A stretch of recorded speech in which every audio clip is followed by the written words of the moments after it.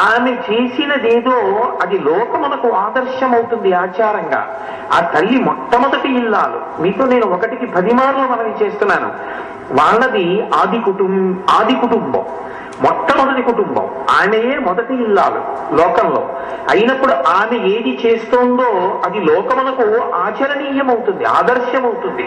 కాబట్టి ఆ తల్లి భర్తని అనుగమిస్తోంది పతివ్రతగా అని చెప్పడానికి వేటిని ఆధారంగా తీసుకోవాలో, అన్యోన్యతకి ఏది ఉదాహరణగా నిలబడుతుందో దాన్ని శంకరాచార్యుల వారు ఆవిష్కరిస్తారు. అందుకని జనపణ కంకణ నూపురాయి, జనత్ అన్న శబ్దంతో కణత్ అన్న శబ్దంతో ఆమె కంకణములు నూపురములు ధ్వని చేస్తున్నాయి. ధ్వని చేస్తున్నాయి అన్న మాటకు అర్థం ఏంటి? ఎప్పుడు ధ్వని చేస్తాయి? ఇలా ఉండిపోయింది అనుకోండి ఆవిడ, అంటే ఇలా ఉండిపోయింది అనుకోండి, అప్పుడు ధ్వని చేయవు ఇంకా. ఎందుకంటే చెయ్యి కదలదు. చెయ్యి కదలకుండా ఇలా ఉండిపోతే ఏదో అభయముద్రో వరదముద్రో పట్టింది అనుకోండి, అప్పుడు ఆ చెయ్యి కదలవలసిన అవసరం లేదు. కదలవలసిన అవసరం లేకపోతే అప్పుడు పరదేవతా స్వరూపంగా నిలబడినట్టు. అప్పుడు దాని వలన గాజులు కదులుతాయి, కంకణములు కదులుతాయి అని చెప్పి ఆవిష్కరించడం కుదరదు. కానీ ఆ తల్లి కంకణముల ధ్వని వినపడుతోంది అంటే ఏమిటి గుర్తు? ఆవిడ చెయ్యి కదులుతోంది. ఆవిడ చెయ్యి కదిలితే దేనికి కదులుతుండాలి? ఆవిడ చెయ్యి కదిలింది అంటే మీరు ఊహించడానికి అవసరం. ఒక ఇల్లాలుగా ఆవిడ ఏం చేస్తుంటుంది అంటే ఆమె భర్తకి అన్నం పెడుతుంది. భర్తకి అన్నం పెట్టడంలో అందరికన్నా అన్నం పెట్టడం చాలా కష్టం. ఎవరికో తెలుసా అండి? శివుడికి. ఎందుచేత అంటారేమో, ఆయన దగ్గర ఒక చమత్కారం ఉంది. ఆయన నాకు ఆకలిస్తోంది ఇవాళ ఏం వండుతున్నావు అలా ఆయన ఏం అడగడు. ఆయన పెట్టేస్తే తినేస్తాడు. ఆయన వేళకి ఆయన ఆకలి వేసే వేళకి మీరు ఊహించండి, ఒక కుటుంబంగా ఊహించండి కాసేపు. పెట్టకపోతే ఆయన ఏమనడు, అదేంటో ఇంకా వంట అవ్వలేదా అలా ఏమంటాం. చక్కగా ఓ కపాలం పట్టుకుని పక్కింటి ముందుకు వెళ్ళి నిలబడి భవతి భిక్షా ఉంది అంటే, అయ్యయ్యో అని పక్కింటి ఆవిడ చూసి అయ్యో అన్నయ్య గారు అదేంటి రెండని ఆవిడ పెట్టేస్తుంది. పార్వతీదేవి గొప్పతనం ఎక్కడో తెలుసా? ఎన్నడూ పరమశివుడికి అన్నం తినడానికి ఆవిడ వలన ఇబ్బంది రాకుండా చూసుకుంటూ ఉంటుంది. శంకరాచార్యులు వారు దీన్ని సౌందర్యలహరిలో ఒక అద్భుతమైన శ్లోకంలో వర్ణించారు. రణీజిత్వా దైత్యానపహృత శరస్త్రై కవచిభి నివృత్తి చండాంశ త్రిపురహర నిర్మాల్య విముఖై అన్న శ్లోకంలో పరమశివుడు ఎంతగా భక్తికి వశుడవుతాడంటే, భర్తకి భార్యకి ఒక అనుబంధం ఉంటుంది. భర్త ఏ విస్తట్లో తింటాడో అందులో మిగిలినటువంటి పదార్థాన్ని తినే అధికారం స్వతసిద్ధంగా ఉన్నది ఎవరికి అంటే ఒక్క భార్యకే ఉంటుంది. ఉచ్ఛిష్టం అంటారు. కొంతమంది తెలియక ప్రసాదం అంటుంటారు, తప్పల అన్నం అంటుంటారు కొంతమంది. తప్పు. గురువు గారి ప్రసాదం అన్న మాట ఎప్పుడు వాడతారంటే గురువు గారి శరీరం వదిలేస్తే వాడతారు. గురోచ్ఛిష్టం అంటే గురువు గారి తినగా మిగిలినది మీకు ఇచ్చారు అని. ఓ పళ్ళ రాశిలో గురువు గారు ఓ పండు తిని ఓ పండు మీకు ఇచ్చారనుకోండి, అప్పుడు ఓ 25 యాపిల్ పళ్ళల్లో ఆయన ఓ పండు తిని మిగిలిన 24 పళ్ళు శిష్యులకి ఇచ్చేస్తే గురువు గారి ప్రసాదం అనకూడదు. గురువు గారి శరీరం వదిలిపెట్టేసిన తర్వాత నైవేద్యం పెట్టి గురువు గారు ఆరాధన రోజున పెడితే గురు ప్రసాదం. గురోచ్ఛిష్టం గురువు గారు తినగా మిగిలిన ఇంగిలి. 25 పళ్ళల్లో ఒకటి ఆయన తింటే మిగిలినవి ఇంగిలైనట్టు ఆ రాశి. అప్పుడు ఇచ్చారు గురోచ్ఛిష్టం అనాలి. అలా భర్తృచ్ఛిష్టం పతి తినగా మిగిలినటువంటి పదార్థము. దీనిని తినడానికి అధికారం ఎవరిది అంటే ఏ ఇంటనైనా సరే అందులో భాగం ఎవరికి ఉండదు. అది స్వతసిద్ధంగా అధికారం ఎవరిదంటే ఒక్క ఆమెదే, ఒక్క భార్యకే చెందుతుంది. ఆవిడికి ఆ అధికారం ఉంటుంది. పైగా ఎంత అధికారం ఉంటుందంటే భర్త తిన్న పళ్ళెంలో ఆకులో కడగకుండా పదార్థాన్ని వడ్డించేసుకుంటారు. వడ్డించుకుని పదార్థాన్ని తినేస్తారు. అప్పుడు అది దేని కిందకు? ఈశ్వరుడు తిన్న పాత్రలో తిన్నట్లు. నాకు తెలిసి నా చిన్నతనంలో మా ఇంట్లో అలా తింటూ ఉండేవారు. అది ఏదో అమర్యాద అని కాదు, లేదు, అలా ఇష్టం లేకపోతే తినమని నేనేం శాసనం చేయట్లేదు ఎవరిని. నేను అలా ఏదో బలవంత పెట్టి శాస్త్రం చెప్తున్నాను అని మీరు అనుకోకూడదు. నేను పాటించిన వాళ్ళ వైభవాన్ని ప్రకటిస్తున్నాను అని మీరు గమనించవలసి ఉంటుంది. కాబట్టి భర్త తిన్న పాత్రలో తినడం కానీ, భర్త తినగా మిగిలినది తినడం కానీ ఎవరి హక్కు? భర్త తినగా మిగిలినది అన్న మాటకు అర్థం ఏమిటో తెలుసా అండి? ఆయన సగం సగం తిని వదిలేసింది మంచిదే, కాదంటలేదు. ఏదో ఆయనకి మీరు ఒక మధుర పదార్థాన్ని వేస్తే అందులో గిల్లుకుని ఆయన సగం తిని సగం వదిలితే భార్య తింది అంటే అందులో దోషం ఏం లేదు.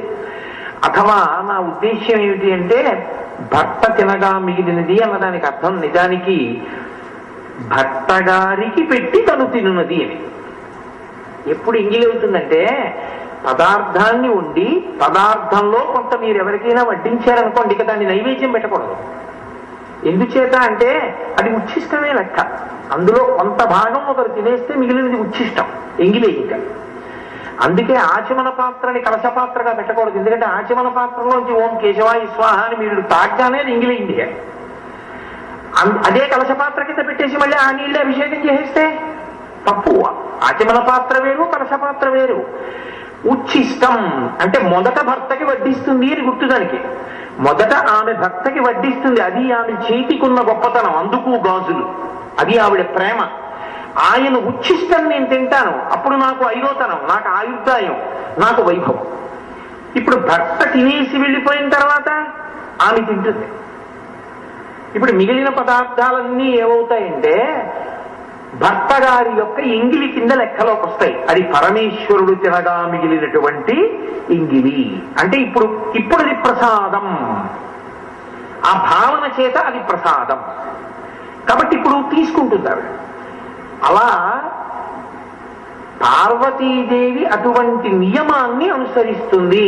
అందుకే శాస్త్రంలో శివుడు అన్నం తిన్నాడు అని ఎలా చెప్పచ్చు అని అడిగారు. పార్వతీదేవి తాంబూలం వేసుకుంటే. పార్వతీదేవి తాంబూలం ఎప్పుడు వేసుకుంటుంది? ఆవిడే భోజనం చేసి. ఆవిడ తాంబూలం వేసేసుకుంది అంటే గుర్తు ఏంటి? పార్వతీదేవి అన్నం తినేసింది కాదు, పరమశివుడు అన్నం తినేసాడని. ఆయన తినేశాక ఆవిడ తినేసి తాంబూలం వేసుకుంది. అలా ఎందుకు వేసుకోవడం అంటే, సువాసిని తాంబూలం వేసుకోకుండా ఉండకూడదు, తాంబూల శ్రవణం చెయ్యాలి తప్పకుండా. కాబట్టి తాంబూలం వేసుకుంటుంది ఆవిడ. మీకు ఇవన్నీ ఏమీ తినే వచ్చాయి అనుకోకండి, ఇవన్నీ పరమ యథార్థమైనటువంటి ధార్మిక విషయాలు.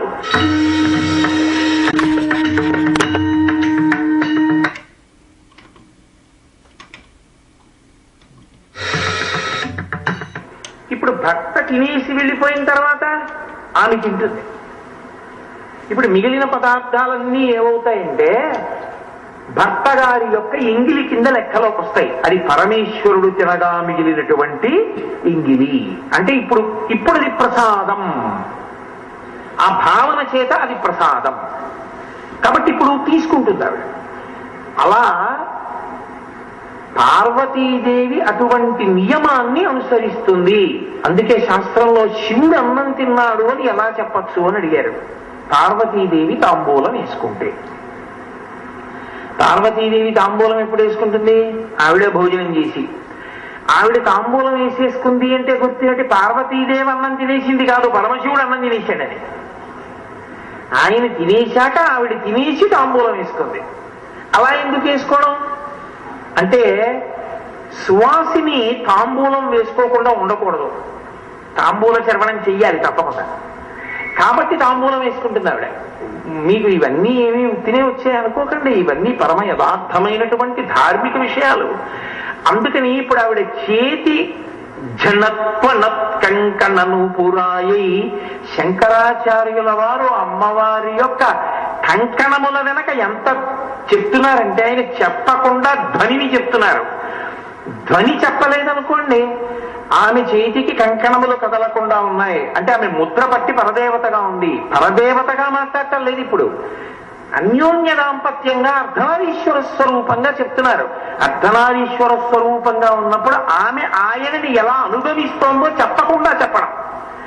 ధనుస్తోందంటే చేయి కదులుతోంది, చేయి కదులుతోందంటే ఆయనకి అన్నం పెడుతుంది, అన్నం పెడుతోందంటే తండ్రి వేసి పెట్టడం, ఆయనతో కలిసి కూర్చుని తింటూ పెట్టడం అలా ఉండదు.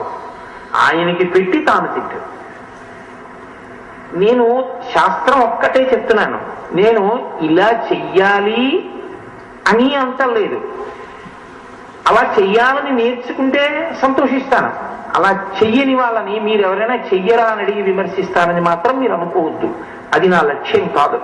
నా లక్ష్యం ఉన్నది ఉన్నట్లు మాట్లాడడం ఒక్కటే, అంతే, అంతవరకే.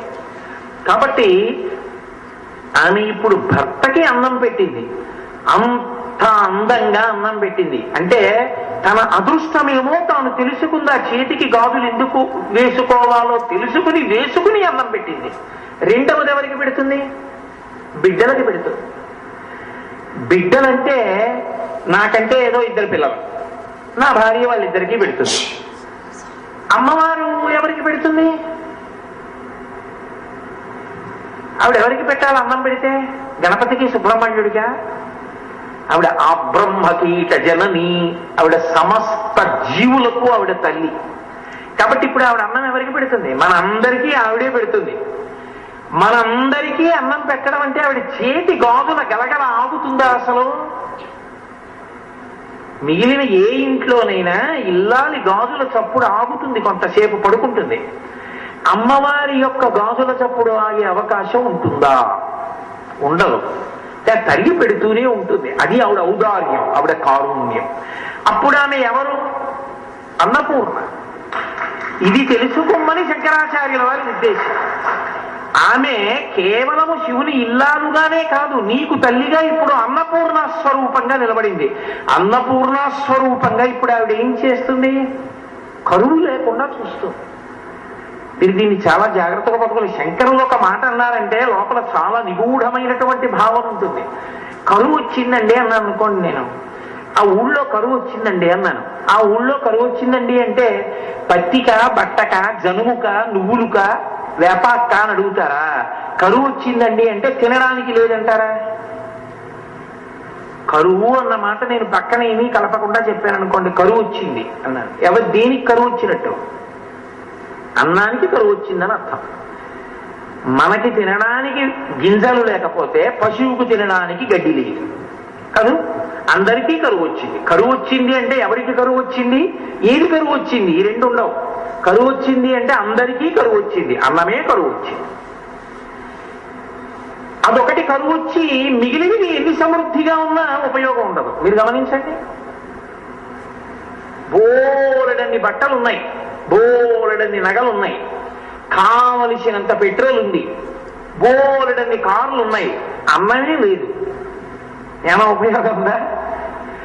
ఏమీ ఉపయోగం లేదు. అవేమీ లేవు. అన్నం ఉంది, చాలా బతుకుతారా? బతుకుతాడు. కరువు లేకుండా చెయ్యగలిగిన తల్లి అన్నపూర్ణమ్మ. అన్నపూర్ణ అంటే చాలా మంది ఏమంటారంటే అన్నం పెట్టే తల్లి అనుకుంటారు. అన్నం పెట్టే తల్లి అని వదిలేయడం కాదు, కరువు లేకుండా చెయ్యగలిగిన తల్లి అన్నపూర్ణమ్మ తల్లి. ఇప్పుడు అన్నం పెట్టే తల్లి అన్నాను అనుకోండి, ఏమిటండి మీకు అభ్యంతరం అంటారేమో. ఇప్పుడు నేను ఉద్యోగం చేస్తున్నానండి, నాకేదో కొంత జీతం వస్తుంది. కాబట్టి ఒకవేళ దేశంలో కరువు వచ్చినా నేను కనీసం ఒక పూట అన్నం తినడానికి కావలసినంత జీతంలోకి వచ్చేస్తాను. ఒక పూట అన్నం తినడానికి కూడా లేక చచ్చిపోయే వాళ్ళు చాలా మంది అయిపోతారు నేను ఒక పూటే తింటే. నేను ఒక పూట అన్నమే తినే రోజు వచ్చిందనుకోండి, దేశంలో చచ్చిపోయే వాళ్ళ సంఖ్య చాలా వచ్చేసిందని గుర్తు. ఒక కేంద్ర ప్రభుత్వోద్యోగిని ప్రతి నెల కొన్ని వేల రూపాయల జీతం పుచ్చుకునే నేను ఒక్క పూట అన్నమే తినగలిగితే, ఇక నాకన్నా చాలా కింద స్థాయిలో ఉండే కొన్ని వేల మంది బ్రతికి ఏమైపోయిందని గుర్తు. అందుకని అన్నం తినడం ప్రధానం కాదు. అన్నం పెడుతుంది అంటే ఎవరన్నం తిన్నట్టు వల్ల ప్రశ్న వస్తుంది. కరువు రాకుండా చూస్తుంది. కరువు రాకుండా చూడడం అన్న మాటలో మళ్ళీ ఏ అర్థం ఉంటుంది అంటే, మీరు వేసినటువంటి గింజలు మొక్కలుగా పెరగడానికి వీలైన రీతిలో వర్షం కురవడం, వీలైన రీతిలో గాలి వీచడం, వీలైన రీతిలో వాతావరణం ఉండడం, క్రిమికీటకాదులు పెరిగిపోకుండా ఉండడం, మీరు కోతలు కోద్దామనుకున్న వాటికి అకాలపు వర్షాలు పడిపోయి పంట నాశనం అయిపోకుండా ఉండడం, తెచ్చిన దాన్ని గాజెలో పెట్టిన దాన్ని మళ్లీ పంట వచ్చేంత వరకు హాయిగా వండుకుని తిని సుఖంగా ఉండగలగడం, ఇదంతా చూసే తల్లికి అన్నపూర్ణమ్మని పేరు. అందుకే శంకర భగవత్పాదుల కవిత్వం అంటే అలా ఉంటుంది. శంకరులు అన్నపూర్ణాష్టకం చేశారు. అన్నపూర్ణాష్టకంలో ఆయన నిత్యానందకరీ వరాభయకరీ సౌందర్య రత్నాకరీ నిర్ధూతాకిల ఘోర పాపనికరీ ఘోర పావనకరీ అంటుంటారు. పొరపాటు అలా అనకూడదు. ఘోర పాపనికరీ ప్రత్యక్ష మహేశ్వరి ప్రాళీయాచల వంశ పావనకరీ కాశీపురాధీశ్వరి భిక్షాం దేహి కృపావలంబనకరీ మాతా అన్నపూర్ణేశ్వరి అన్నారు. మనకు అన్నం పెట్టు. ఆయన ముందు అమ్మవారిని అనేక విశేషణాలతో పిలిచారు. నిత్యానందకరి వరా అభయకరి అంటూ కొన్ని కొన్ని ముద్రలు అమ్మవారి వైభవం చెప్పి అమ్మ అన్నం పెట్టు మకుటంగా చెప్పారు. అమ్మ అన్నం పెట్టు, అమ్మ అన్నం పెట్టు, అమ్మ అన్నం పెట్టు అన్నప్పుడు ఆ అష్టకం ఎవరికి అన్వయం అవుతుంది? శంకరాచార్యుల వారికి అన్వయం అవుతుంది. నేను చదివాను అనుకోండి, ఎవరికి అన్వయం అవుతుంది? భిక్షాందేహి, అమ్మ భిక్షం అడుగుతున్నాను అన్నం పెట్టు అన్నాను అనుకోండి, ఇప్పుడు ఎవరికి అన్నం పెట్టాలి? ఆవిడ నాకు. ఇలా ఎవడి మానాన వాడు అమ్మవారి దగ్గరికి వెళ్ళి అష్టకం చదివిన వాడు ఒక్కడే అన్నం పెట్టించుకుంటే మిగిలిన వాళ్ళ పరిస్థితి.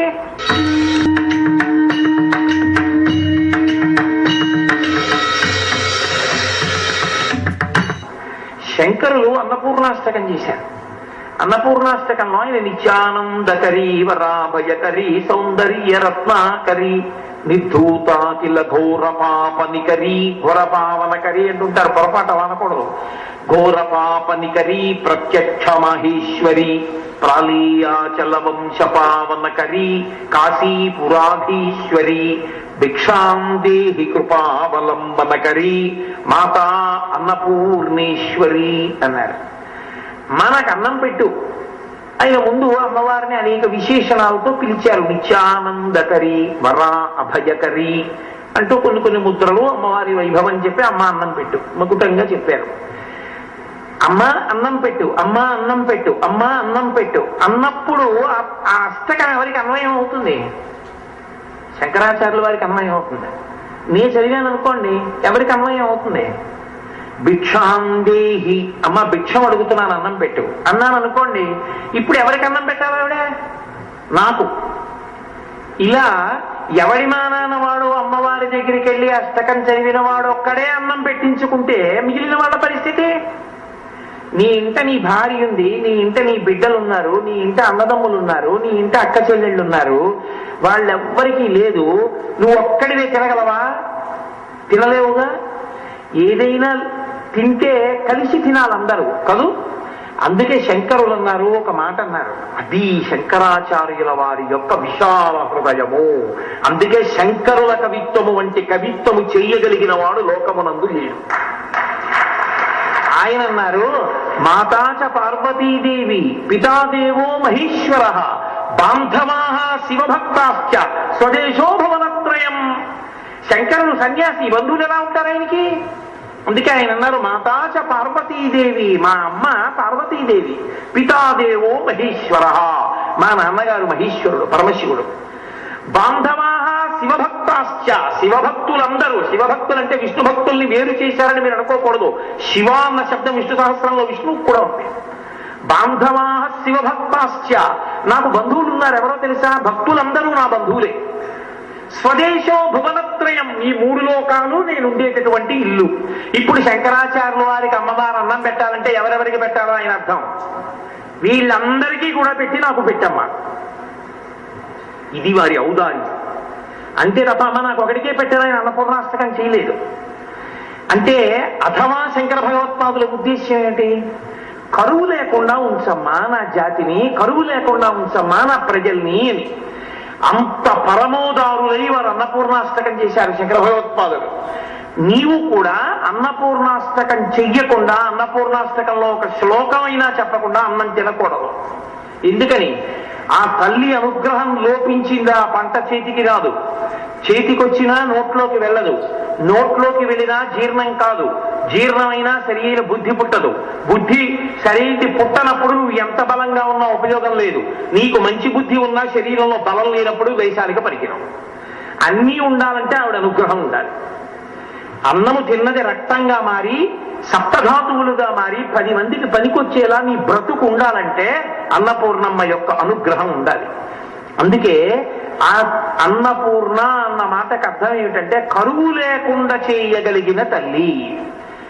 ఇప్పుడు అయ్యా ఆవిడ అలా చేస్తుందిరా, ఆవిడ దగ్గరికి వెడితే ఆవిడ పెడుతుంది, అలాగా పెట్టగలదు, ఆవిడ దగ్గరికి వెళ్ళు అన్నారు అనుకోండి. లోకంలో కొంతమందిలో ఒక ఆభిజాత్యం ఉంటుంది. ఏమిటండి బొత్తిగా ఆడదు, ఆవిడ దగ్గరికి వెళ్ళి అలా అడగడం ఏంటండి, పెట్టించుకోవడం ఏంటండి, బాగుంటుందా అని నేను అడిగితే ఇంకో మగాడిని అడుగుతాను కానండి, అలా ఆడవాళ్ళ దగ్గరికి వెళ్ళి అన్నం పెట్టని చేయి చాపి నేను అలా అడగనండి అంటాడు. ఉరే నువ్వే పాటి మగాడివి, మగాళ్ళగా మగాడిని మొదటి మగాడిని నేనే లోకంలో, నేనే వెళ్ళి అడుగుతున్నాను చేయి చాపి మా ఆవిడ దగ్గర, నీకే కష్టం. నాన్నగారే నించున్నప్పుడు పిల్లలకి కష్టమా? ముందు ఆయనే వెళ్ళి నించున్నాడు ఆది బిచ్చోయ్. ఆయన వెళ్ళి నిలబడితే అమ్మ ముందు ఆయనకి పెట్టింది. ఎందుకని భర్తకి పెట్టి కదా బిడ్డలకి పెడుతుంది. అందుకని మొదట పెట్టింది ఆయనకి, తర్వాత పెట్టింది మనకి. ఆయనకి పెడుతున్న మూర్తి ఇంట్లో ఉందంటే మనకి తర్వాత పెట్టేస్తోందని గుర్తు. ఆయనకే పెడుతోందండి మాకెప్పుడు పెట్టదా అని అడగకూడదు. అమ్మ ఆయనకి పెట్టింది అంటే తర్వాత మనకే పిలిచి పెట్టేస్తుంది. పైగా ఆయన మొదటి ముద్ద ఇలా నోట్లో పెట్టుకుంటే ఏమంటాడు? అరే పిల్లలు తిన్నారా? లేదు మీరు తిన్నాక పెడతాను. ఇప్పుడు ఆయన గంట సేపు కబుర్లు చెప్తూ తింటాడా? పిల్లలు నకనకలాడుతున్న ఆయన గబగబా తినేసేసి ఆ పిల్లలకి పెట్టేసి విస్తలేసి ఈలోగా వంటన చేసేస్తుండు. వాళ్ళకి వంటన చేసే లోపల ఈయన భోజనం అయిపోతుంది. తినండి ఇప్పుడు. అమ్మ పిల్లలు కలిసి తింటారు. మీరు ఒకటి గుర్తుపెట్టుకోండి, ఆయనకి పెడుతోంది అంటే అర్థం ఏమిటి? ఆ తర్వాత ఆవిడ మనతో కలిసి తింటుంది అని గుర్తు కాదు. అమ్మ భర్తకొకడికే ముందు పెడుతుంది, ఆ తర్వాత పిల్లలకి పెట్టి తన ఒక్కటి కూర్చోదు. పిల్లలకి పెట్టేటప్పుడు 4 పిల్లల్ని చుట్టూ పెట్టుకుని తన మధ్యలో కూర్చుని ఇటువైపుకి తను కూర్చుని వాళ్ళకి పెడుతూ తను పెట్టుకుంటూ తను తింటూ ఇదే ఇంకా కూరేసుకోలేదరా బాగుందిరా అని చక్కగా తను తింటూ వాళ్ళకి పెడుతుందమ్మ. అంటే అన్నపూర్ణమ్మ మూర్తి ఇంట్లో ఉంది, అన్నపూర్ణమ్మకి నమస్కారం చేసి తినడం అలవాటైందంటే నీ ఇంట్లో నీతో పాటుగా ఎవరు తింటారని గుర్తు. ఆవిడ కూడా తింటుందని గుర్తు. ఆవిడ పెట్టి తింటుంది కాదు. అప్పుడు ఆవిడ చేతి గాజులు నీ ఇంట కదులుతాయి. నీ ఇంటి ఇల్లాలు ఎవరుందో ఆవిడిలోకే ప్రవేశిస్తుంది ఆవిడ, గృహలక్ష్మి కాబట్టి. ఇప్పుడు ఆవిడ చేతి గాజుల గలగలలు పరదేవతా చేతి గాజుల గలగలలు కాబట్టి ఆ ఇంట అన్నానికి లోటు రాదు, ఆ ఇంట అన్నం దొరుకుతుంది. అందుకే ఎప్పుడెప్పుడు అమ్మవారు అన్నం పెట్టిందని చెప్పినా అమ్మవారి చేతుల గాజుల గలగలలు కూడా వెంటనే చెప్తారు, చెప్పకుండా విడిచిపెట్టరు. కాశీఖండంలో శ్రీనాథ మహాకవి ఒక అద్భుతమైనటువంటి పద్యాన్ని ఇచ్చాడు. మహానుభావుడు అనుభవించాడు తత్వాన్ని. వ్యాస మహర్షి కాశీలో అన్నం దొరకలేదు. అన్నం దొరకలేదంటే దొరకక కాదు, కాశీపట్టణం ఒక్క దాంట్లోనే ఒక విచిత్రమైన ఆచారం ఉంది. మీరు ఎప్పుడైనా చూశారో లేదో, కాశీపట్టణంలో ఎవరి ఇంట్లోనైనా ఎవరైనా చనిపోయి శవం ఇంట్లో ఉన్నా సరే ఎవరైనా వచ్చి అన్నం అడిగితే పెట్టేస్తారు అక్కడ. తప్ప ఇంట్లో శవం ఉంది అన్నం పెట్టమన్న మాట లేని ఏకైక స్థలం కాశీపట్టణం. కాశీపట్టణంలో అన్నం దొరకకపోవడం అన్నది ఉండదు. కాశీలో ఎక్కడో అక్కడ మీకు అన్నం పెట్టేస్తారు ఎవరో. అది కాశీపట్టణానికి ఉన్న వైభవం అసలు. అందుకంటే అన్నపూర్ణ తిరుగుతుంది మధ్యాహ్నం వేళ ఆవిడ. అటువంటి కాశికాపట్టణంలో పరమశివుడు నియమం విధించాడు, వ్యాసుడికి అన్నం దొరకకుండా చేయి, చూస్తా ఎంత వైరాగ్యంతో నిలబడతాడో అన్నాడు. అన్నం దొరకకపోయేసరికి వ్యాసుడికి ఎక్కడ లేని కోపం వచ్చి కాశీపట్టణాన్ని శపించబోయాడు. శపించపోతే ఆవిడ గబగబా బయటికి వచ్చిందో, ఒక బ్రాహ్మణ ఇల్లాలు రూపంలో పైకొచ్చింది. పైకొచ్చి ఎందుకో అలా శపిస్తున్నావు, మా ఇంట్లో భోజనం చేయి అంది. మీరు కొంచెం జాగ్రత్తగా గమనించండి, ఆవిడ మామూలుగా ఇలా పిలిచి ఎందుకంటే అంత కోపం, రండి మా ఇంట్లో భోజనం పెడతాను అందనుకోండి, గాజులు ఏం పెద్ద గల్ గల్ గల్ గల్ మనవు. ఇలాంటి ఏమంటాయి పెద్ద, మా ఇంట్లో భోజనం చేయండి అంటే ఏమనవు. కానీ ఆకలితో ఉన్నవాడిని చూసి ఆవిడ ఊరుకోదు. అందుకే శ్రీనాథుడి నోటి వెంట వచ్చిన పద్యం ఏం పడిందో తెలుసా అండి? ఆయన అన్నాడు, వేద పురాణ శాస్త్ర పదవీ నదవీయసి అయిన పెద్ద ముత్తైదువా, కాశికానగర హాటక పీఠ శిఖాధిరూఢ అయి ఆదిమ శక్తి సంజమీవరా ఇటు రమ్మని హస్త సంజాతరలీల చేసే రత్న కటకాభరణంబులు కల్లు కల్లనం అన్నాడు. ఇలా చేయబెట్టి రండి అనలేదుట. ఆకలితో ఉన్నవాడిని చూస్తే అమ్మ మనసు కొట్టుకుపోయి, ఎవరావిడ?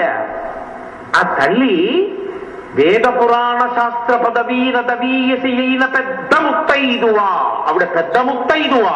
ఆవిడ ఐదోతనానికి లోటు రావడం అన్న మాటే లేదు లోకంలో.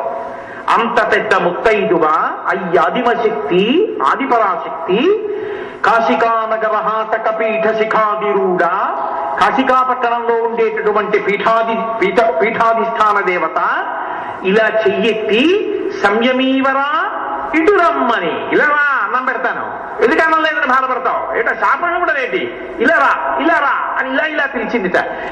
ఇలా పిలిస్తే హస్త సంజ్ఞ ఆదవలీల చేసే, ఏదో పిలవడంలో కాశీని శపించబోతున్నాడని చెప్పి ఆపడానికి కోపకెళ్ళరా అన్నం పెడతాలే అనలేదుట.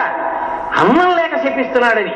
చూడండి, పిల్లలు కొంచెం ఆలస్యం అయిందనుకోండి, అయిపోతుందిరా, కుక్కర్లో ఎలక్ట్రిక్ కుక్కర్లో పెట్టేసి ఇచ్చేయడం మర్చిపోయాను, ఇవాళ ప్రెషర్ కుక్కర్లో పెట్టేసాను అయిపోతుంది వంట, ఒక్క నిమిషం ఉంటుంది తల్లి. అది ఇంకా ఏదో కొద్దిగా కదపాలి, అది చస్ అని అందులోంచి స్టీమ్ బయటికి రావాలి, చల్లారాలి, చల్లారిన తర్వాత మూత తీయాలి, వడ్డించాలి. వీడికి ఎక్కడ లేని కోపం, నువ్వు ఎప్పుడు అంతేనమ్మా, అన్నం తొందరగా పెట్టమమ్మా, ఇబ్బంది వచ్చేస్తుంది, ఎంత ఆకలిస్తుందో తెలుసామా అని వాడు చిరాకు పడిపోయి, ఈలోగా నేను అమ్మ చెగోడీలు తినేస్తానమ్మా అంటాడు. అమ్మ అంటుంది, చెగోడీలు తినేది ఏంట్రా, వండిన అన్నం ఏం చేయను, ఒక్క నిమిషం ఉండు నాన్న, ఒక్క నిమిషం ఉండు. వాడు అంత దెబ్బలాడుతున్నా విచిత్రం ఏంటంటే, అయ్యో పిల్లాడికి వేళ పట్టున అన్నంలే పెట్టలేకపోయానని తన తప్పుతో కుంగిపోతుంది తప్ప, ఏమిట్రా ఒక్క రోజుకి ఏం లాగి లెంపగా ఏం కొట్టదమ్మ. పిల్లాడికి పాఠం అర్థం అవ్వకపోతే నా తప్పు వాడికి అర్థమయ్యేటట్టు చెప్పలేకపోయాననుకునే మాస్టర్ లేకపోవచ్చు. వేళకి అన్నం ఉండకపోతే బాధపడే కొడుకుని చూసి నాది తప్పని కుమిలిపోతుంది తప్ప కొడుకుని కొట్టదు తల్లి. పెట్టేస్తున్నాను నాన్న అంటుంది. అమ్మ ప్రేమ అంటే అలా ఉంటుంది. ఆవిడ అదిమశక్తి, పెద్ద ముత్తైదువా, జగత్తులు కన్న తల్లి. ఆవిడ కోపగిస్తుందా వ్యాసుడి మీద? హస్తసము జ్ఞాదరలీల చేసే, ఇది శ్రీనాథుడి యొక్క హృదయం అంటే. అత్యంత ఆదరంతో ఇలా పిలిచింది, హస్తసము జ్ఞాదరలీల చేసే, రా సంయమీవరా అంది. ఇలా అనేటప్పటికిట ఆ రత్న కటకాభరణంబులు గల్లు గల్లనన్, ఆవిడ చేతి గాజులు గల్లు గల్లు మన్నాయిట. అంటే అన్నం పెట్టాలన్న తాపత్రయంలో పిలిచే అమ్మ పిలుపులో ఉండే ఆర్తి జగదంబ చేతి గాజుల సప్పడిగా ఎలా ఉంటుందో శ్రీనాథుడు చూపించాడు.